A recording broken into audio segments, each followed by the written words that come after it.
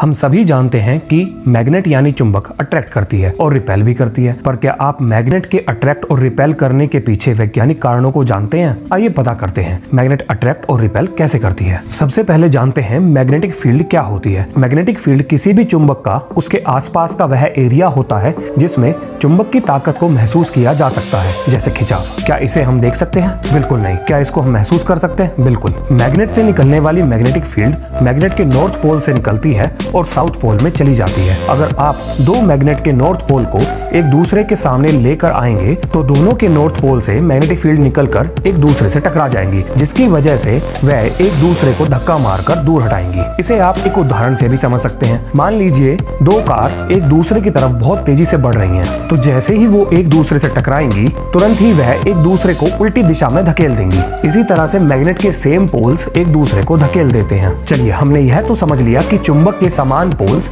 एक दूसरे को धकेल देते हैं, पर विपरीत पोल एक दूसरे को क्यों अपनी तरफ खींचते हैं, यह जानना भी बहुत जरूरी है। जैसा कि हम पहले ही जान चुके हैं, मैग्नेट से निकलने वाली फील्ड लाइन नॉर्थ से निकलती है और साउथ में जाती है। तो जब हम दो अलग मैग्नेट के विपरीत पोल्स को एक दूसरे के पास लाएंगे तो नॉर्थ से निकलने वाली मैग्नेटिक फील्ड लाइंस साउथ की तरफ जाने का सबसे छोटा रास्ता ढूंढेंगी, और क्योंकि दूसरी मैग्नेट का साउथ पोल बिल्कुल सामने ही होगा तो वो जल्दी से उसकी तरफ बढ़ेंगी और एक खिंचाव महसूस करेंगी, जिसे हम अट्रैक्शन कहते हैं। अंत में आपके लिए एक सवाल, क्या आप बता सकते हैं मैग्नेटिक फील्ड लाइंस नॉर्थ से ही क्यों निकलती हैं, साउथ से क्यों नहीं निकलती? कमेंट में अपना आंसर लिखें। मिलते हैं इस सवाल के जवाब के साथ नेक्स्ट वीडियो में, and don't forget to like and subscribe.